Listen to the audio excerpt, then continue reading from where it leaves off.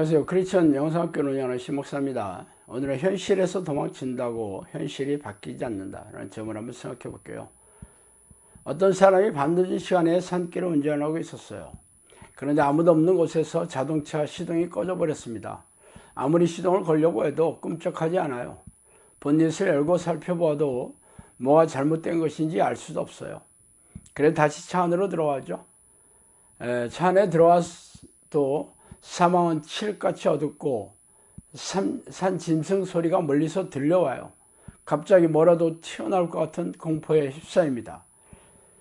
그래서 당신은 눈을 감고 자신에게 주문을 걸고 있어요. 지금 자동차의 시동이 걸려서 잘 가고 있다는 상상을 하면서 말이죠. 그러나 눈을 뜨면 안 돼요. 드러운 현실을 마주하게 되기 때문이죠. 그래서 당신이 이런 현실을 인정하지 않는다고 하더라도 현실이 당신 마음대로 바뀌겠어요? 이런 일이 교회도 있습니다. 당신이 읽고 있는 성경의 약속은 당신이 경험하고 있는 현실과 괴리감이 깊죠. 그러나 당신이 이런 사실을 인정하고 싶지 않아요. 사실을 인정하는 것은 믿음이 없다는 것이며, 믿음이 없다는 것은 천국에 들어가지 못하는 뜻이기 때문이죠. 그래서 당신은 자신이 맞닥뜨린 현실을 덮어두고 이건 꿈일 거야, 사실이 아닐 거야, 하나님이 나를 사랑하지 않을 리가 없어 하면서 고개를 흔들며 자신에게 주문을 걸고 자기 암시를 하고 있습니다. 제 얘기를 들으면서 이 주인공이 자신이 아니라고 생각하고 있을 것입니다. 무서운 삶 속에서 눈을 감고 자신이 산이 없다고 생각하고 있다고 그렇게 자기 암시를 거는 사람처럼 대다수의 크리스천들은 자신에게 성경의 약속이 실현되지 않는데도 불구하고 자신의 믿음에 아무런 문제가 없을 거라는 자기 확신과 자기 암시를 하면서 지내고 있어요. 너희가 기도할 때 무엇이든지 믿고 구하는 것은 다 받으리라 하시니라. 마태복음 21장 22절이죠.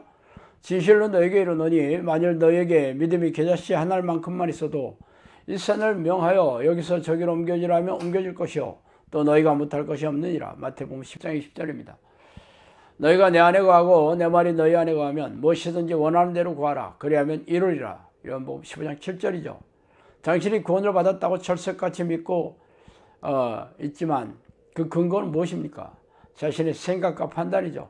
자신이 하나님을 믿고 있으므로 죄를 성술하고 11조를 드리며 각종 희생적인 신앙 행위를 하고 있는 것을 근거로 들고 있습니다.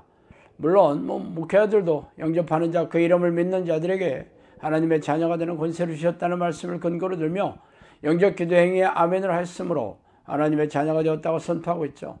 그러나 위에 9절에서 하나님은 믿음이 있다고 인정해 주시는 자녀들의 기도를 들어주시며 심지어 겨자씨만한 작은 믿음이라도 기적을 불러일으킨다고 콕 집어서 말씀하고 계시잖아요.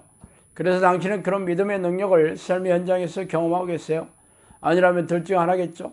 당신의 믿음이 헛것이든지 아니면 예수님이 말씀하신 게 거짓말이든지 말이에요. 그러나 어느 한쪽도 포기할 수 없는 당신의 곤혹스러운 표정이 안타깝죠. 당신이 믿는다고 생각하는 것은 자유예요. 그러나 믿음의 능력이 일어나는 것은 현실입니다. 현실에서 믿음의 능력이 일어나지 않는데 하나님께 믿음이 있다고 인정받을 수 있겠어요? 그러나 안타깝게도 우리네 교인들은 기도응답이 내려오는 믿음의 능력이 없는데도 불구하고 자신에게 믿음이 있다고 철석같이 믿고 있어요.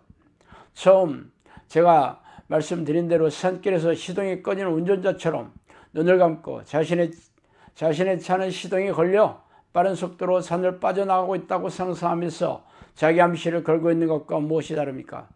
물론 여기에 대해 신학자들과 목회자들은 이런저런 변명과 구실을 대며 현실을 회피하고 도망치려고 하고 있어요.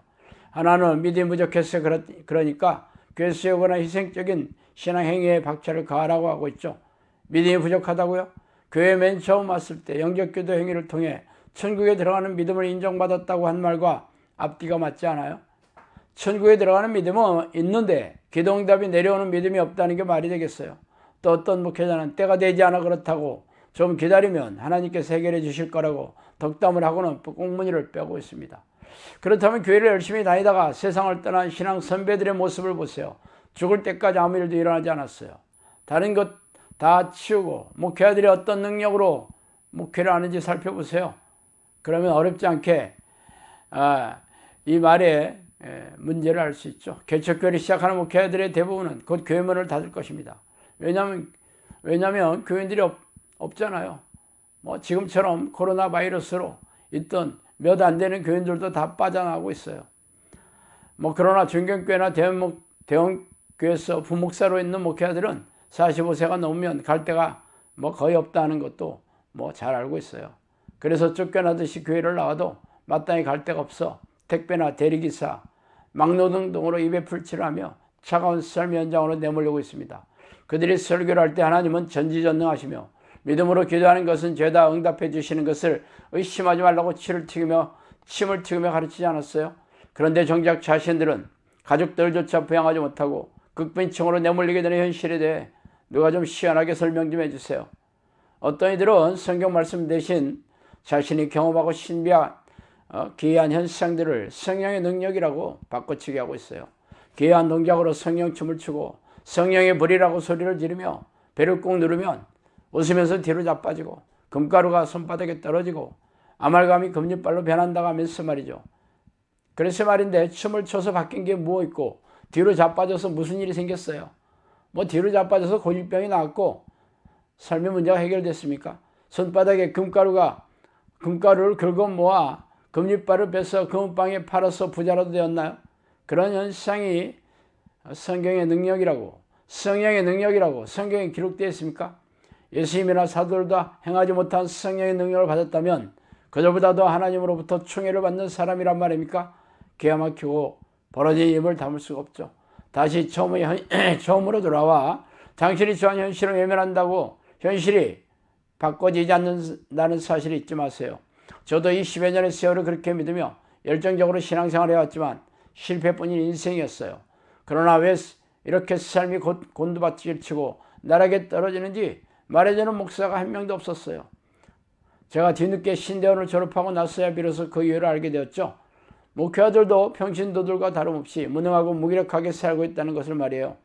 그러나 그들은 자신도 경험하지 못하는 믿음의 능력을 설교 단상에 서면 믿어야 한다고 고래고래 소리를 지르고 있으니 기가 막힌 일이에요. 그러므로 당신이 성경에 언급한 하나님의 약속을 삶 현장에서 경험하지 못하고 있다면 겸손하게 하나님께 돌아가서 지난날의 어리석음과 불신앙을 전심으로 회개하고 하나님께 돌아오세요. 아니라면 하나님의 말씀을 경멸하고 멸시한 죄의 대가를 혹독하게 치르게 될 것입니다. 자, 오늘은 여기까지 하겠습니다. 감사합니다.